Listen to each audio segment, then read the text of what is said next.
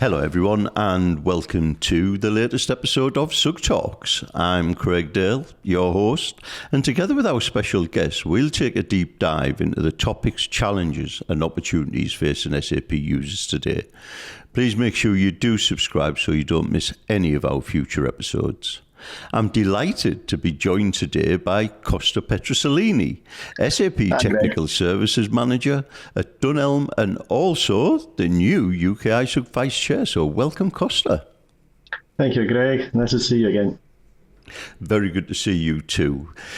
Today, we're actually going to be taking some time to introduce you to our audience who may have not have met you before and also who may not have heard the previous podcast you were on some time ago, Costa, and really just talk about your role as Vice Chair of UKISUG as well.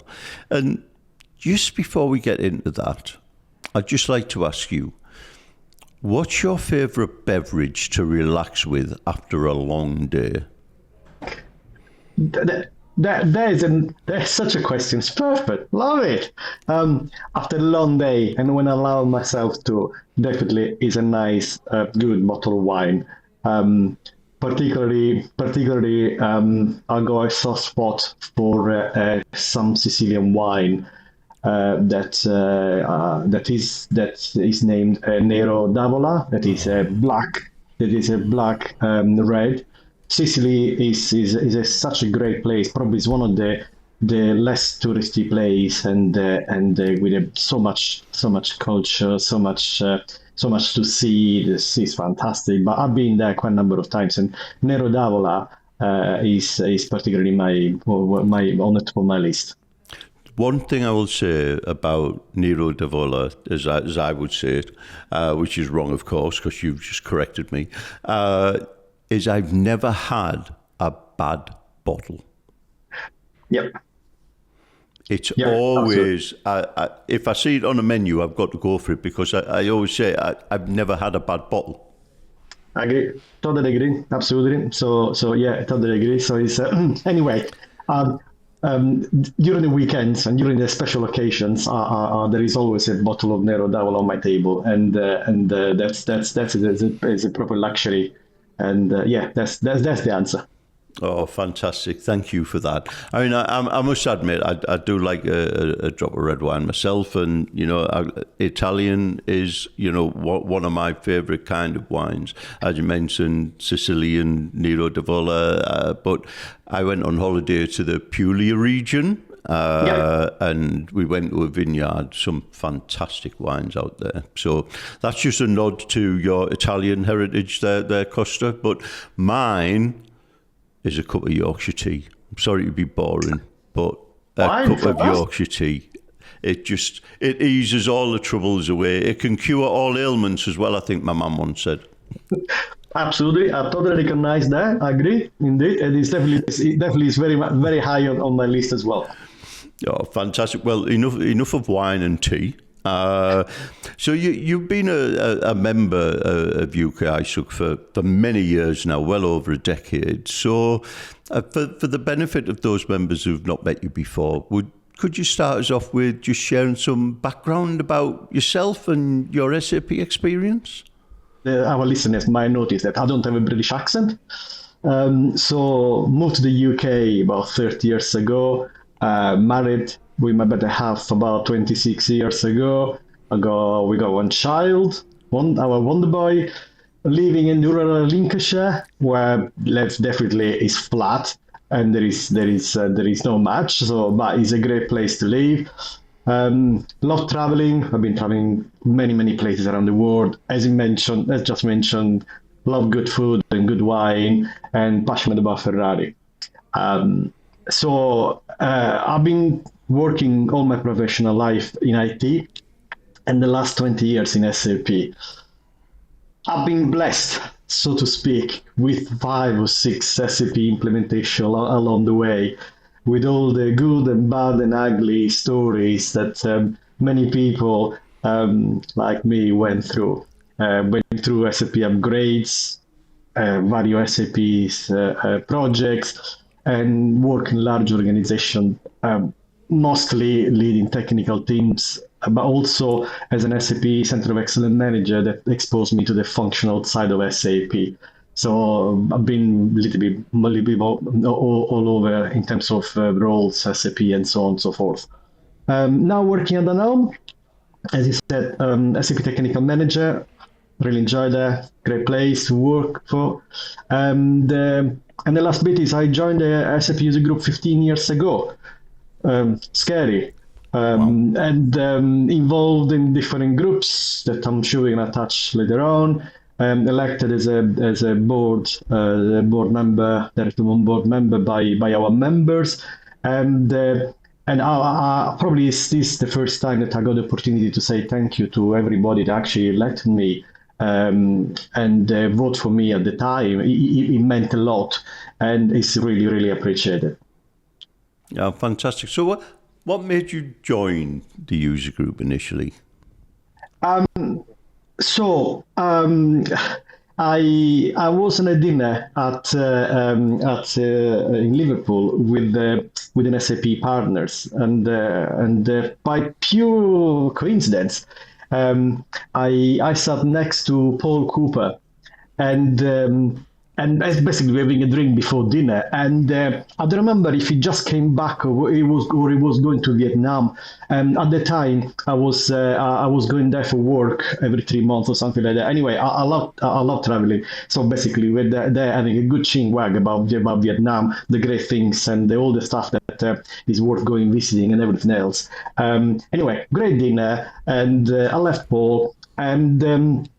And sorry for those of you that you don't know, Cole Cooper was our chair and has been chair of the user group for many years. And at the time he was chairing one of the focus groups. And the following conference, I suspect was a conference in London or something like that. You, Craig, you were on the stage to say, and we're always looking for volunteers, and I have no idea why. Don't ask me why, but basically, I went to the SAP user group stand and said, look, can I join in the same group as Paul is?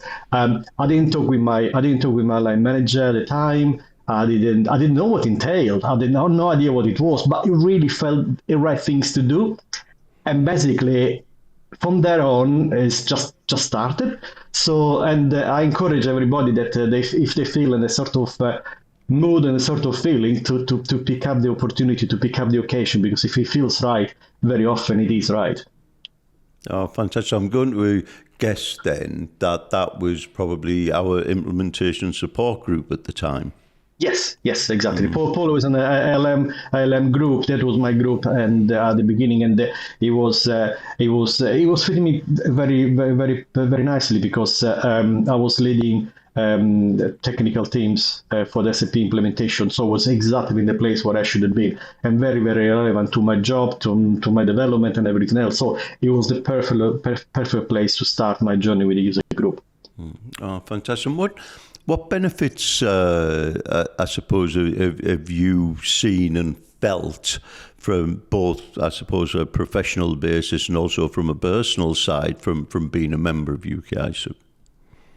So maybe quite a few members they don't know, but every time we organize an event, we got prep calls with a well-called back office, your team basically, that help us to organize the agenda, put us in contact with SAP, talking about what SAP partner and customer can present. Anyway, basically creating all that. And I remember the first prep call that I had, I didn't say a word. I was absolutely stone silent. Everybody knew what they were talking about. And I was there thinking, I'm not good enough here. I have no idea what the heck you're talking about, really, literally. And over time, through events, through calls, and also thank you to Paul as well. I found my confidence. I found my voice. And I remember at one of the events, Paul said, "Oh, you're going to chair this event with the 20, 30, 40 people in their chair waiting for somebody to chair the entire day." And I stood up, and for me, probably that was one of the major milestones. Because basically, I would have panicked if Paul would have told me 2 or 3 days ago. But because he pushed me at the right time, at the right moment, the right place. And from then, I managed to develop myself, find my voice, and my confidence and everything else. So, from a personal point of view, it was really important. Professionally, I have to say, learning from the volunteers across all the focus groups. There are so many amazing individuals, so many stars across the volunteers. I learned so much from them, from their stories, from what they've done, and also the network that I built through the years on organizing these events. SAP consultants. The opportunity to talk to them on a monthly basis for organizing these events and the conference and everything else. As I took on board so much, and taking back some, I call it golden nuggets, bits of information that they fit perfectly into some of the conversation back at work, and it really enables you to progress certain plans, certain thoughts, certain things that really help.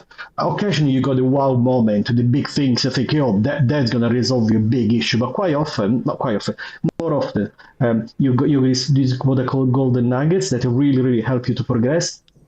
And also, I have to say, there are so many of the volunteers that they've been my mentors, my advisors for many years, and I'm still in contact with some of them. As I mentioned before, joining the board and elected member and elected by our members was a major endorsement, and because it shifted for me from defending and championing my patch at work to suddenly appreciating so many different aspects of running a company like the SAP User Group. SAP User Group, in all the facts, is a company with all the different areas, considerations, and so on and so forth. Something that in my job I only got an appreciation and a limited appreciation. So again, it was an opportunity to broaden my horizon, to sit with some really fantastic people. And again, some of those mentor me, advise me, help me, and I hope I give something back. So it was really it's been a real eye opener for me, and I highly recommend it to anybody. Volunteering is a great opportunity to test yourself. Oh, thank you. So that's interesting, and that's a real, I think, journey, and from what you're saying, I suppose a journey of discovery and growing confidence and taking opportunities laid in front of you, from being a member to being a volunteer with a special interest group to joining the board and being part of kind of the governance and the running of the user group as an organisation. And then earlier this year, you put yourself forward and were voted in and as vice chair. So what made you do that, to take another step? Fear. Fear makes you dig deep and make you do things that you always thought were impossible. And again, the usual cheesy sentence, get out of your comfort zone. Yes, more or less that's what we're talking about. But basically, fear. The thought of standing on that stage at the conference and giving a speech made me really fearful. Let's put it in this way. But that tells me that maybe that's the next challenge. Maybe it's the next things that I want to do. I want to achieve. As I said before, at the first event when I was a volunteer with Paul, it was a massive achievement just to stand up in front of 30 people and managing the day and then so on and so forth. And it was such an important milestone. So anyway, also the board has never been stronger. We got a great selection of board directors. We got a great mixture of all different skills, background, industry, you name it, diversity. We've done a lot of work from a diversity point of view. So it felt the right things to do. So if we look at, I mentioned there the journey you've been on with the UKISUG group from member to volunteer to board member. Do you feel that experience that you've had through the different communities has helped you perhaps prepare for taking on that role of vice chair? Oh yeah, absolutely. I mean, it's so. As you heard at the beginning, so being part of a user group for 15 years, you learn quite a few things, sometimes in a good way, sometimes in a bad way.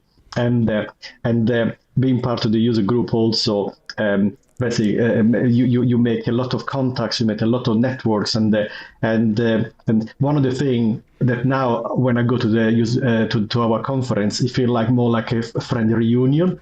Because I know so many people that basically is not a more, for me, it's not more like a formal thing. So actually, I meet so many great people and always got a chinwag how things are going. How did some people that I don't talk for such a long time. So all the sort of things really help to shape what a leadership role needs in terms of understanding, managing the stakeholders, understanding what is important, how do you prioritize, and where to go in terms of making things better, how to change crisis, so all the different things.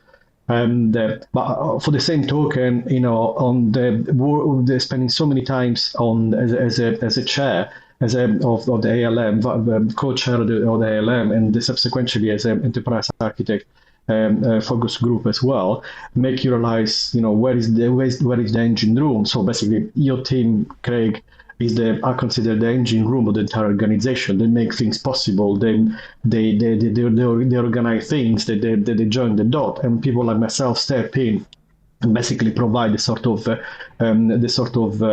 leadership and the sort of understanding and the sort of support. And along the way, you meet so many other people where you can learn out of the blue. You never know. You got a call and suddenly you start talking about things that otherwise you never know. So all this sort of experience really help. The SAP ecosystem is not an easy thing to navigate, so you need to be in it. And when you think you know it all, something come up, and say, okay, oh, never heard about that. What was that? But being part of this community really helps.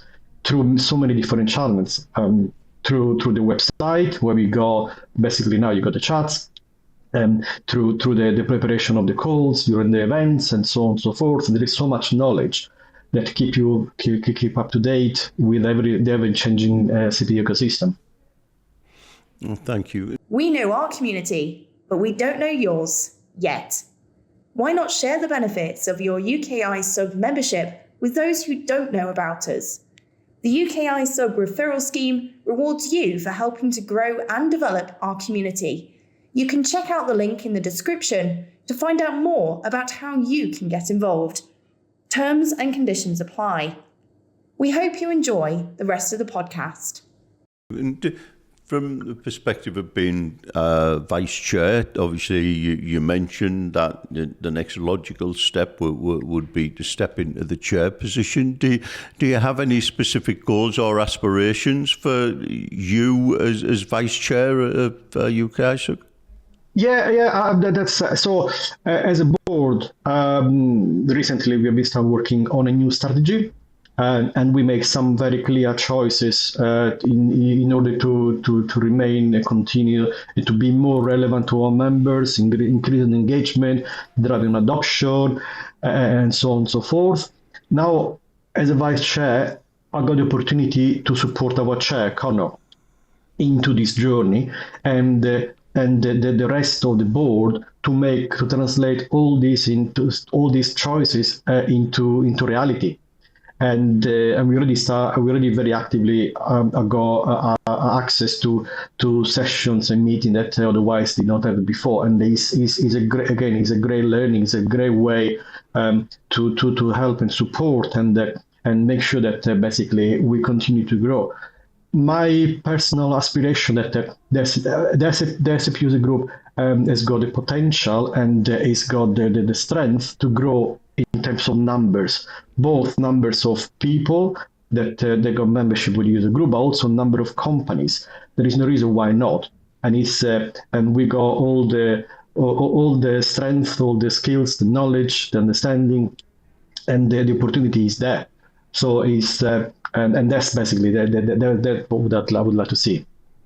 Thank you. And so just moving on now, I suppose, to your SAP experience, if we may. You mentioned earlier that you've overseen several SAP implementations and end-to-end business transformations. Is there a particular project you're really proud of? The very first SAP implementation was with a very famous UK swimming costume brand. I don't know if I can mention the name. And I was not working for them at the time. I was working for the holding company. Well, we won't mention ISA. You wouldn't. I wouldn't walk down a beach in a pair of Speedos anyway. If you want, if you exactly. want me to say that. Yes, and absolutely. I mean, anyway.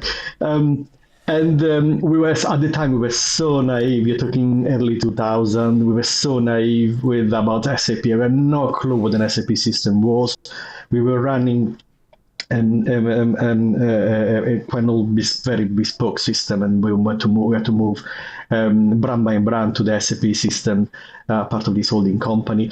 At the time, I was the IT operational lead, and my boss had a vision to transform my team and myself from IT operational lead and my team of 5, 6, 7 to SAP NetWeaver and infrastructure team.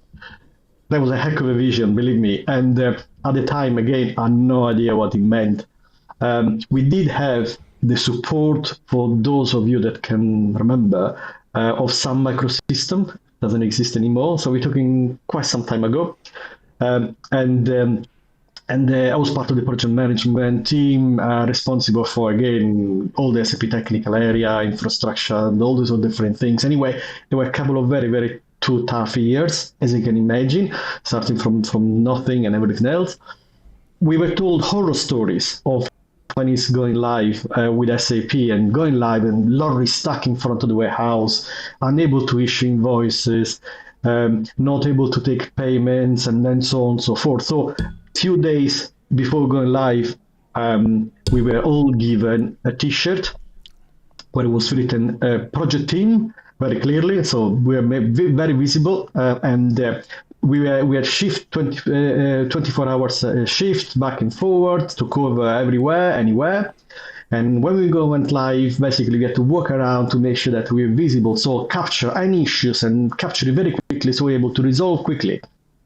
And we went live, and nothing happened. Everything worked. I mean, obviously there were some small neglects, some small stuff. Absolutely, I'm not saying that everything was perfect, but there was some small stuff. Yes, the occasional printer was not working, and some GUI was not connecting. Yes, it's a small stuff, but all the critical stuff was working. Absolutely, basically. So we ran with shift 24 hours for 2 days. You know, all the pro ready to go. But after 2 days we stopped because there was no point. So it was a massive anticlimax, believe me. After working so hard for 2 years, and suddenly that's it. Nothing. It was a really huge anticlimax, but a great success. So that was the first one. That's quite amazing, isn't it? Because you'd heard so many horror stories, you were expecting the worst. Yeah. And what obviously was such a successful implementation, you called an anticlimax because there was nothing. It was successful. Yeah, it was so good. It was fantastic. And everybody said, okay, that's easy. Oh, now we can pack it up our bags and we go to the next project. Literally, I don't exaggerate. And again, you look back and think, we've done such a fantastic job. Why do we feel the anticlimax? Why do we feel like, and again, I know that many implementations in many different companies have all different issues. I'm not saying that, and along the way, I had some of the issues in different projects I was involved with, absolutely. But this one particularly was quite particularly, and because we were all based in Nottingham in a very specific office and everything else, we're all together. So yeah, it was an experience. Let's put it this way. Oh, fantastic. Well, that's certainly one to be proud of for definite. And what do you see as being key to successful SAP implementations? They're always the same ingredients: people, data, planning. It's nothing new. That's you start putting these key ingredients, and there are a few more. So I'm not going through the entire methodology, but basically, yeah, pick up the right people, and also it's interesting if I look back. If I look back on this implementation I just mentioned, there are people that will become stars, superstars, because part of this project. Particularly when we started, we had no idea about SAP, so it was a brand new world, and some people basically they were pushed, or they were told, now you're part of the project team. They didn't know what it was, what it entailed, and everything else. And suddenly they found their role, they found the exactly what the job that they loved, and suddenly they become superstars. And so they become the key people in the project for certain areas, and they were so visible. And that made a massive difference in certain areas. And the same, for example, in my team, there are some people that from there, starting from zero, from an SAP point of view, they become SAP specialists. They become for many years, and they stayed in my team for many years with so many other different projects. So yeah, I mean, it's data, people, tools is always the same things basically. Oh, thank you. And what do you see as some of the challenges and opportunities for SAP user organizations over the next 12 months or so? We are in a very transition phase from ECC 6 to S4, and quite a number of companies already moved to S4, of which several of them still on premise. But it's a transition journey. The usual question: RISE, no RISE, AI adoption, not AI adoption. So companies, they got the opportunity to look at changes. I'm talking about operating model changes. Look of how things will be run on our SAP systems, on the SAP teams and everything else, and ask themselves, is it the right way to run an enterprise systems? And regardless of RISE or no RISE and on-premise or whatever, and basically taking the opportunity to review that. That does not mean a negative things to the people on the ground. Actually, the opposite, because the talent, the skills, their expertise can and will be reused, and also particularly with the AI adoption, there is a lot of new skills that can be adopted as part of the SAP teams. I've been talking recently to a number of companies where basically AI adoption sits in the basis team, for argument's sake.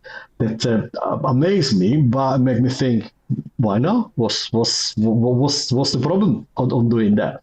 And also, for example, some companies, they don't have business process owners or data owners, and so basically look how the current SAP system run and say, maybe we need to change. Should we change? How can we do things better? So that is a challenge and opportunity at the same time.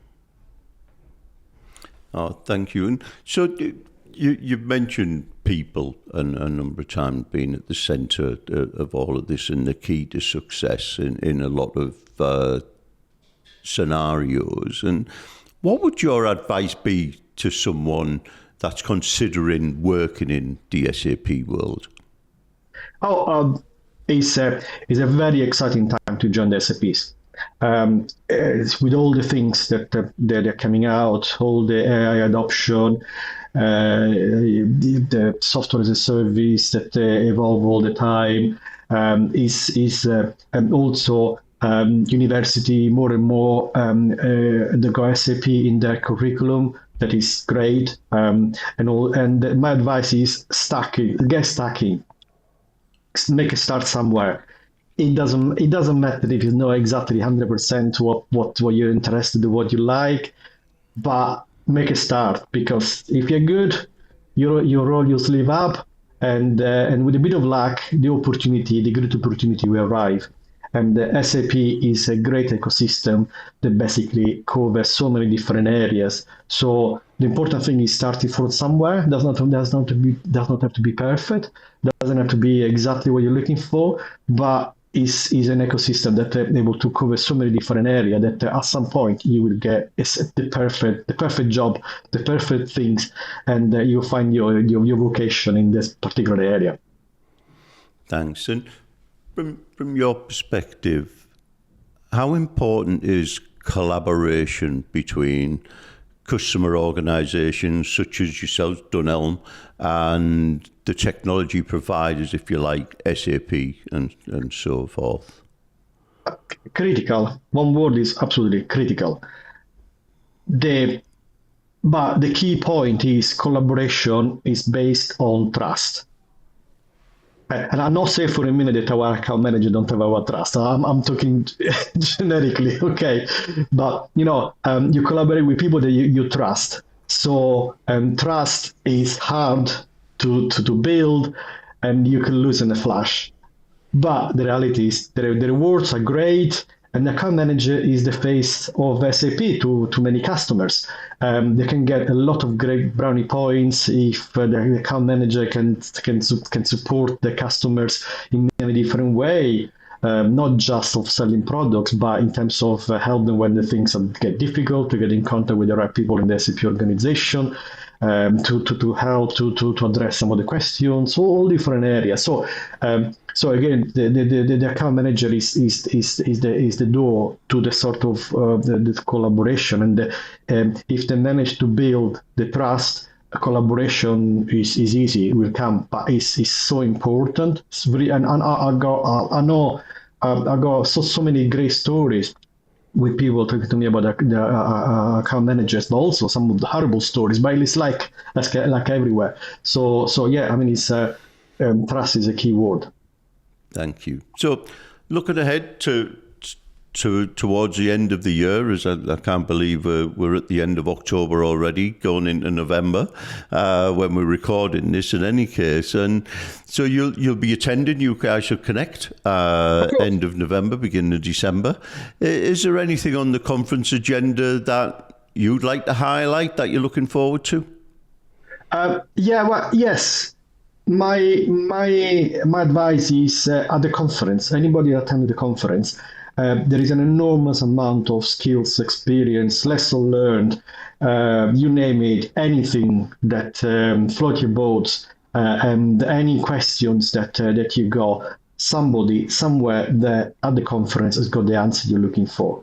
So my advice is, again, get stuck in, go to the relevant presentation, don't be shy, ask questions, engage with the presenters, ask them to have a separate chat, ask them to have a coffee and talk, because the reality is not only you will find the answers for the question you go for, but also you will find out so many unknowns, so many things that you have no idea, so many things that you never consider, and suddenly you become aware, and the light bulb will come out thinking, oh, I never thought about that. Yes, I need to consider X, Y, and Z.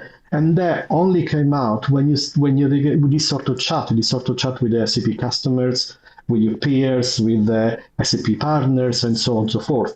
And that is the crunch of the matter of the conference, sharing knowledge, learning from each other, and give you the opportunity to create a sort of networking, a sort of links is something that, and the agenda is probably one of the best ever I've seen. That is so great. Again, Craig, the work that your team has done is fantastic. It's brilliant.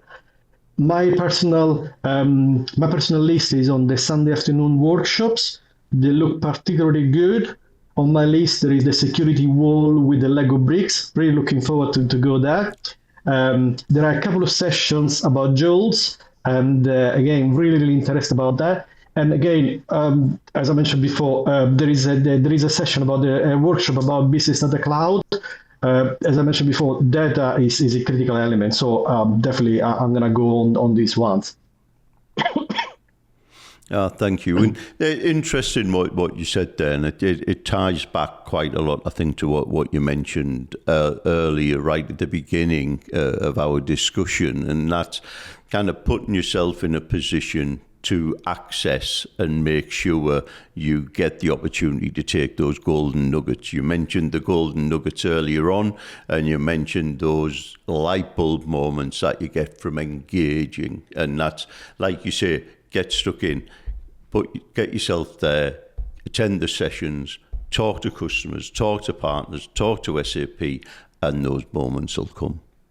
Yeah, that's right. I mean, it's that is all about. That's one of the reasons why every session that the user group put in place, not just for the conference but also through the year, we do our utmost to make sure we got SAP presenting, SAP partner presenting, and the customer presenting as many times as possible. Not always is practically possible, but basically to give our members the three different views of the same topic, three different angles, three different comments, three different ways that they can be presented. So our members go back to their day-to-day job, and they can say, SAP said X, Y, and Z, and the partner said that you can implement in this way, in this other way. Then there are some gaps, but you can. And actually, the SAP customer say it was all nice and good when it was demo, but there were these sort of the gaps. So from a customer point of view, you need to consider X, Y, and Z.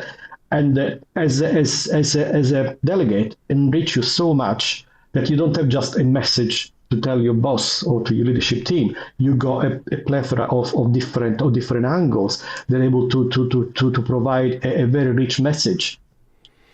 Thank you. That's really good, because that rounded view, that you've just described there, gives our members that opportunity to make informed decisions. And I suppose that's what we're here for, exactly. To bring that independent view to allow customers to make an informed choice. Yeah, exactly. And let's not underestimate the time we spend into events, conference, and everything else is time that we spend outside work.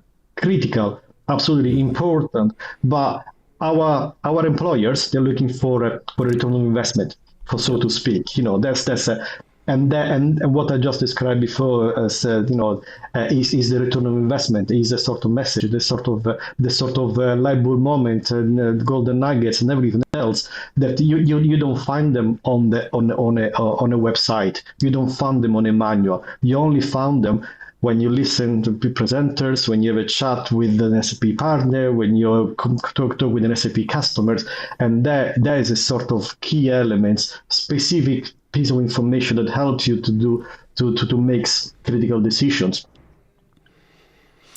And if any of our members want to get in touch with you at Connect, how can they get hold of you? Oh yeah, I mean it's I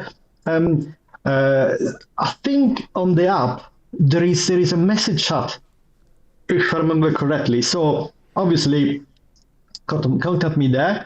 Probably I'm gonna be one of the very few Italians there. So if you hear my accent somewhere, you know it's me. Lots of people know me. That is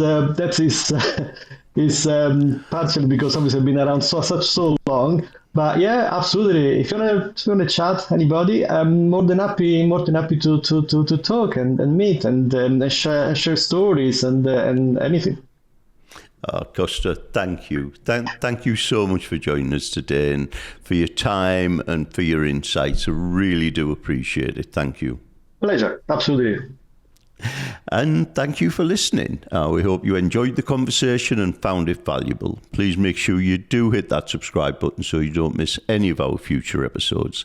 And until the next time, stay safe, stay well, and in Costa's wise words, whatever you're thinking of doing or doing, get stuck in.